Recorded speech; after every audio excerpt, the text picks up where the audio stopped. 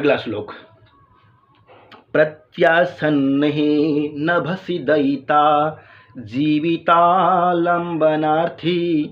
जीमूतेन स्वकुशलमयीं हारयिष्यन् प्रवृत्तिं सह प्रत्यग्रही कुटजकुसुमैः कल्पितार्घाय तस्मै प्रीतः प्रीति प्रमुखवचनं स्वागतं व्याजहार।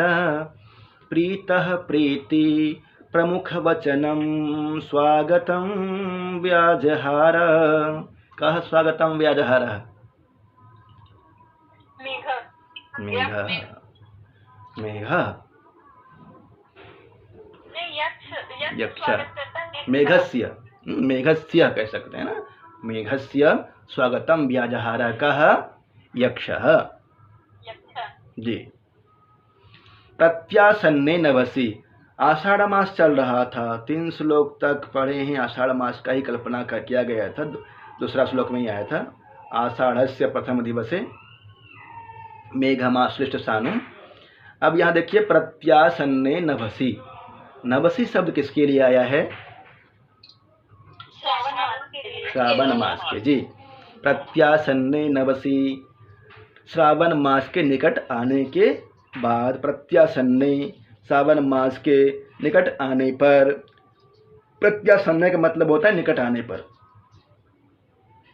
दयिता, वैसे नभसि शब्द, नभसि शब्द तो आकाश के लिए होता है ना। नभसि, नभ नभसि नभांसि, नभसि नभ नभसि सप्तमी विभक्ति एक वचन का रूप है। परंतु श्रावण मास में आकाश नीचे दिखाई देता है। क्यों दिखाई देता है नीचे? क्योंकि मेघ छाया रहता है, हमेशा बारिश होती रहती है। आकाश बहुत दूर है, मालूम नहीं चलता है, आकाश नीचे रहता है उस श्रावण मास में। इसलिए नभसि श्रावण मास के निकट आने के बाद। दयिता जीविता लंबनार्थी, ये दयिता जीविता लंबनार्थी कौन है? यक्ष। दयिता मतलब उसकी पत्नी के लिए। जीविता लंबनार्थी, अपनी पत्नी के जीवन धारण करने का इच्छुक, अपने प्रिय। दयिता, दयिता शब्द आया है, देखिए दयिता, दयिता अपने प्रियतमा के जीवन धारण करने का इच्छुक है यक्ष। दयिता जीविता लंबनार्थी, अपनी पत्नी के जीवन धारण करने का इच्छुक क्या करता है वो? जीमूतेन स्वकुशलमयीं हारयिष्यन् प्रवृत्तिं। जीमूतेन, जीमूतेन का अर्थ होता है, म्यूट रखिएगा प्लीज। जीमूतेन मतलब मेघ के द्वारा। क्या करते हैं? मेघ से क्या करवाना चाह रहा है? तो स्वकुशलमयीं, अपनी कुशलता को, स्वकुशलमयीं अपनी कुशलता को, हारयिष्यन् प्रवृत्तिं अपनी कुशलता को बताना चाहता है। किसको? अपने दयिता को। पहला श्लोक में कांता आया था, दूसरा श्लोक में आया था कांता अवला विप्रयोक्ता, और यहाँ पे आया है दयिता। दयिता जीविता लंबनार्थी, अपनी प्रियतमा का जीवन धारण करने का इच्छुक है। और जीमूतेना मेघ से, स्वकुशलमयीं अपनी कुशलता को, हारयिष्यन् उस समाचार को, अपनी कुशलता को भेजना चाहता है। किसके पास? दयिता के पास, प्रियतमा के पास ना। क्यों भेजना चाहता है? ताकि वो जीवित रहे। हाँ, उत्तर दिया हुआ है पहले लाइन में ही। जीविता लंबनार्थी, अपनी प्रियतमा के जीवन धारण करने का इच्छुक है यहाँ पे यक्ष।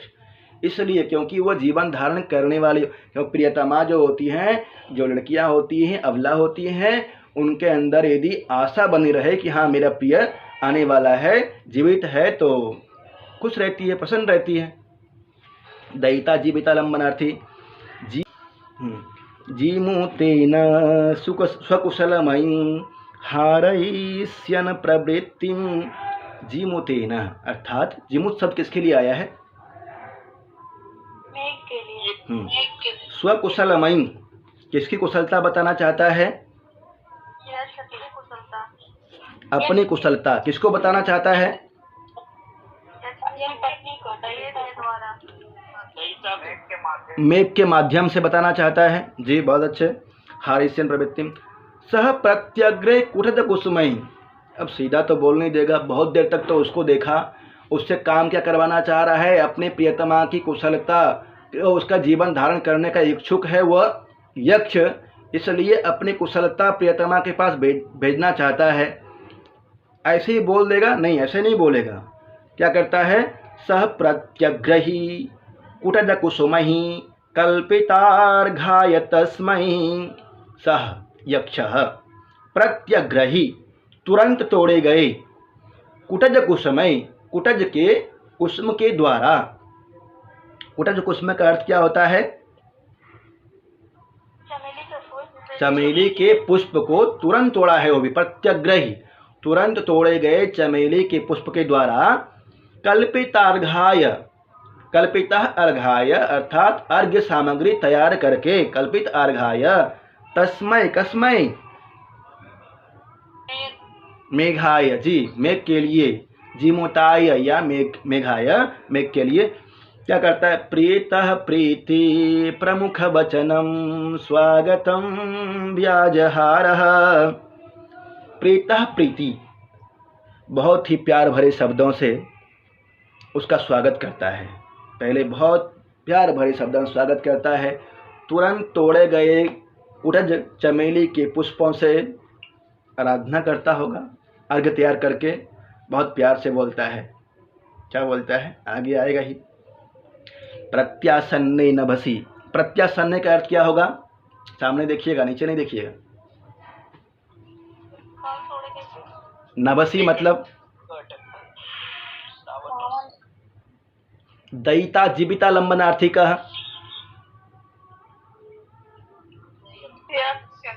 दयिता मतलब क्या होता है?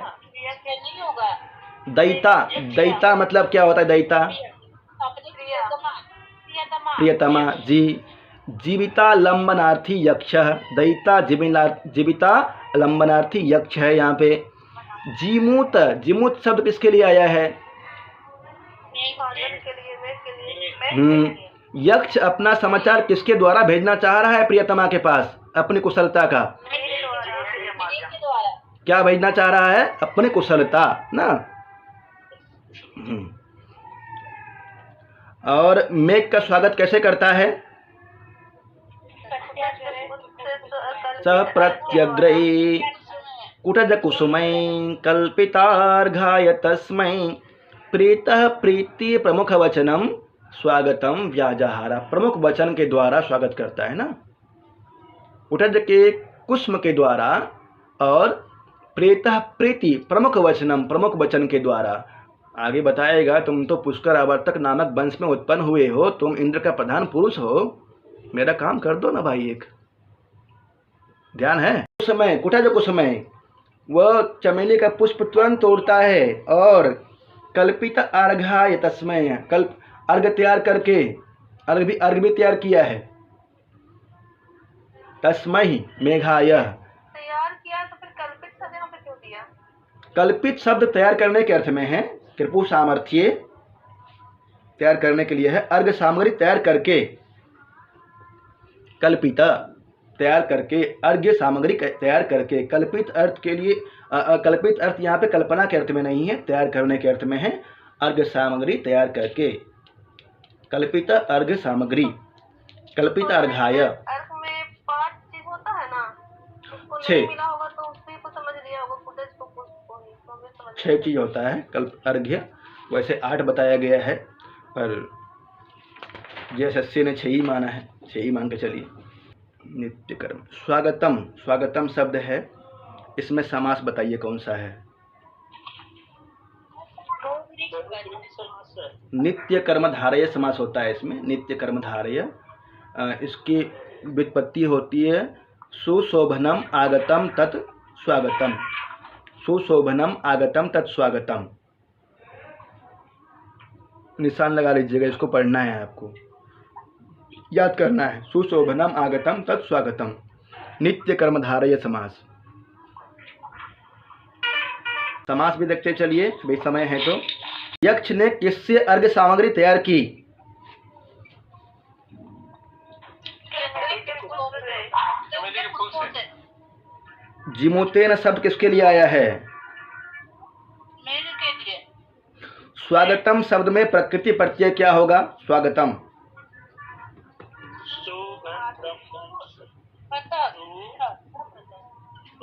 सु उपसर्ग, आ उपसर्ग, गम धातु और कता प्रत्यय।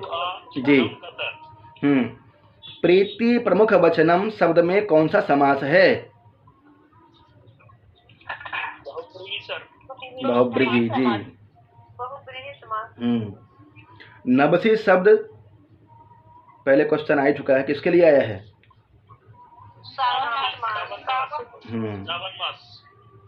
नबसी शब्द का लिंग और वचन बता दीजिए। नबसी सप्तमी एक वचन। सप्तमी विभक्ति एक वचन। जी, आगे पढ़ें। और जी सर, 5 कर लीजिए सर। स्वागतम में कौन सा समास बताएंगे? स्वागतम में समास है नित्य, नित्य कर्मधारय, नित्य कर्मधारय स्वागतम।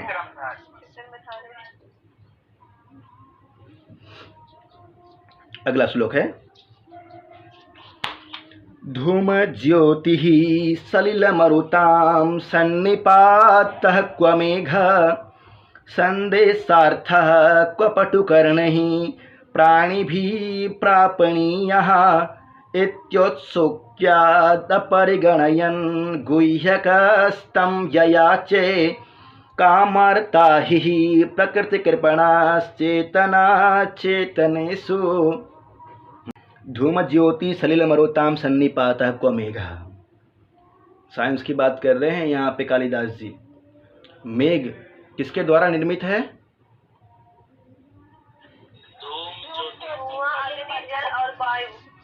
धूम ज्योति सलिल मरुताम। ध्यान रखिएगा, यहाँ से क्वेश्चन पूछता है धुआं, प्रकाश, सलिल मतलब क्या होता है? जल। जल।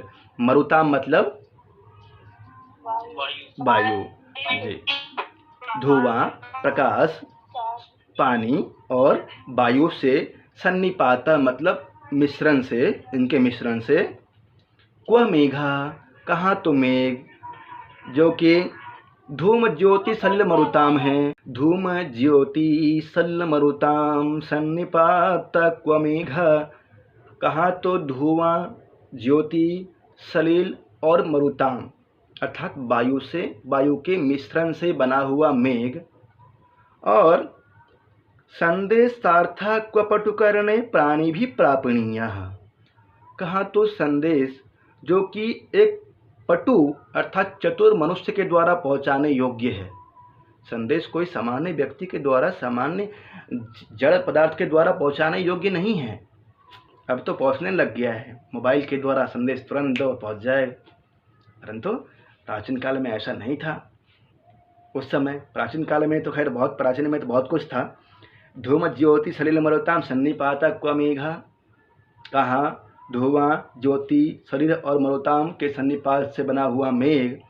और कहाँ संदेशार्थक क्व पटुकर्णे प्राणी भी प्रापणीय, प्राणी भी प्राणियों के द्वारा, प्रापणीय संदेशा, संदेश जो होता है चतुर प्राणियों के द्वारा प्राप्त कराने के योग्य होता है, और यहाँ मेघ के द्वारा पहुँचवा रहा है। फिर कहता है इति उत्सुक्यात, इत्योत्सुक्यात यण संधि हुई है, इत्योत्सुक्याद अपरिगणयन, इसकी गणना नहीं करता है, विचार नहीं करता है इसके बारे में यहाँ पे यक्ष। इत्योत्सुक्यात अपरिगणयन गुह्यकस्तं ययाचे। गुह्यकः, देखिए गुह्यक शब्द आया हुआ है, किसके लिए आया है? यक्ष के लिए।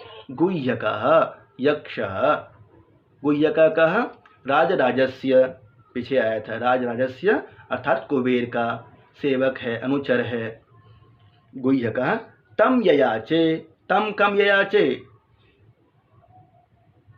मेघम, मेघम ययाचे।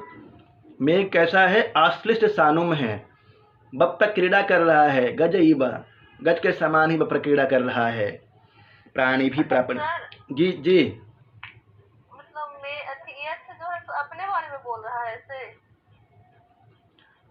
इत्युत्सुक्याद अपरिगणयन गुण गुह्यकस्तम ययाचे। हाँ, यहाँ पे कालिदास जी वर्णन कर रहे हैं यक्ष के बारे में। जहाँ जहाँ यक्ष बोला है उसके बारे में बताए हैं कि ये यक्ष बोलता है इस तरह से। इत्युत्सुक्याद अपरिगणयन गुह्यकः तम ययाचे। इस तरह से उत्सुकता से अपरिगणयन बिना विचार किए ही तम मेघम ययाचे उस मेघ से प्रार्थना करता है। क्या कहता है? कामार्ता ही प्रकृति कृपणा चेतना चेतनेषु। कामार्ता ही, जो व्यक्ति कामार्त होता है, काम वासनाओं से युक्त होता है, वह प्रकृति कृपणा, प्रकृति से बहुत कंजूस हो जाता है, स्वभाव से बहुत कंजूस होता है और चेतन एवं अचेतन में भेद नहीं कर पाता है। जो व्यक्ति काम वासनाओं से युक्त हो जाता है, अर्थात वह प्रेम में पूरी तरह से संलग्न हो जाता है, उसके लिए जड़ एवं चेतन में भेद करना बहुत मुश्किल होता है, भेद नहीं कर पाता है। यहाँ पे यक्ष जो है कामी है, पीछे शब्द आया था पिछला श्लोक में ही, कामी है और वह जड़ एवं चेतन में भेद नहीं कर पा रहा है। संदेश कहाँ तो चालाक चतुर व्यक्तियों के द्वारा भेजवाना चाहिए, वह मेघ से प्रार्थना करने लग गया, जो कि जड़ है ना जी, मेघ जड़ पदार्थ है, उससे प्रार्थना करने लग गया। क्व संदेश सार्थक क्व पटुकरणे प्राणी भी प्रापणीय। चतुर प्राणियों के द्वारा संदेश पहुंचाना चाहिए, परंतु वह तो धूम ज्योति सलिल मरुताम, धूमा ज्योति सलिल और मरुताम के सन्निपात से बना हुआ मेघ से प्रार्थना करने लग गया है। वो इत्युत्सुक्यात् अपरिगणयन गुह्यकः यक्षः तम ययाचे मेघम ययाचे, मेघ से प्रार्थना करता है। अंतिम लाइन जो है इंपॉर्टेंट है, निशान लगा लीजिएगा, उक्ति है ये। कामार्ता ही प्रकृति कृपणा चेतना चेतनेषु। जो व्यक्ति काम वासनाओं से युक्त होता है वो चेतन और अचेतन में भेद नहीं कर पाता है। प्रश्न पूछ लूं अब? जी सर। धूम ज्योति सलिल मरुताम कह सन्निपात शब्दस्य को अर्थः।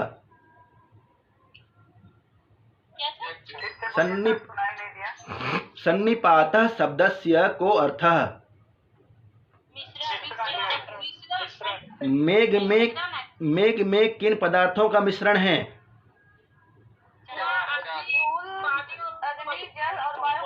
अग्नि जल वायु।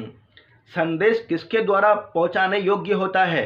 पटुकरणे ही प्राणी भी प्रापणीय। चतुर प्राणियों के द्वारा संदेश पहुंचाने योग्य होता है, परंतु यहाँ किससे याचना कर रहा है? यक्ष। गुह्यकः का अर्थ क्या होगा? यक्ष। तम ययाचे, कम ययाचे मेघम जी। ययाचे कहाँ का रूप है? जी। कामार्ता ही प्रकृति कृपणास चेतनास चेतनेषु। कामार्ता कौन है यहाँ पे? यक्ष है जी। चेतनः अचेतनेषु। मेघ चेतन है या चेतन? अचेतन है जी, अचेतन है। गुड। प्रकृति कृपणः चेतनश्चेतनेषु। प्रकृति कृपणः यदि पूछा जाए प्रकृति कृपणः कौन है इस श्लोक में, तो यक्ष होगा। यक्षः प्रकृति कृपणः, स्वभाव से ही कृपणः कंजूस हो जाता है, जो कामार्थ होता है, तो यक्ष ही तो है। भी बेचारा अपनी प्रियतमा से दुखी है, दूर है, बहुत दूर है, बहुत, और अपनी प्रियतमा के जीवन धारण करने का इच्छुक है। दयिता जीविता लंबनार्थी। यहाँ कौन कौन सा क्वेश्चन दिया हुआ है? यही है, मेघ कितने पदार्थों से बना हुआ है का। जड़ और चेतन के विषय में स्वभाव से कौन दीन होता है? काम पीड़ित। सन्निपात शब्द का क्या अर्थ है? ठीक है, यक्ष के लिए। गुह्यका शब्द किसके लिए आया है? पटुकरणे शब्द में कौन सा समास है? पटुनी करणानी ये सामते बहुब्रीहि समास है जी। इसमें विषम अलंकार है। इतना ही पढ़ते हैं।